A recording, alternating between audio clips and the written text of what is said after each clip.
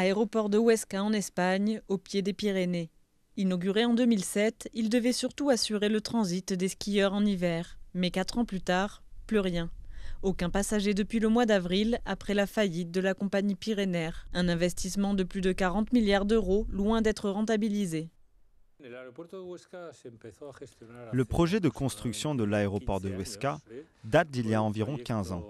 C'était un projet demandé par la province de Huesca au gouvernement espagnol. Quelques années plus tard, il a été réalisé, mais il n'était pas soutenu par un plan commercial solide. Le gestionnaire, la société publique AENA, espère toujours convaincre des écoles de pilotes de venir l'utiliser. L'Espagne compte une vingtaine d'aéroports comme celui de Huesca qui fonctionnent en sous-régime ou pas du tout. La plupart datent de ces années folles pendant lesquelles l'Espagne a dépensé sans compter. En 2009, le pays a consacré 1,79% de son PIB aux infrastructures, soit 3 fois plus que l'Allemagne. Cela a fonctionné à plein régime quand nous avions encore du carburant. Et quel était ce carburant? Des étapes d'expansion très fortes, des financements bon marché et faciles, et un secteur public sans tension.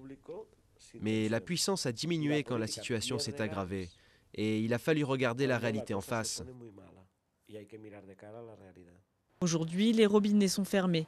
L'Espagne veut réduire son déficit à 6% du PIB cette année et a pour cela dû largement réduire ses dépenses.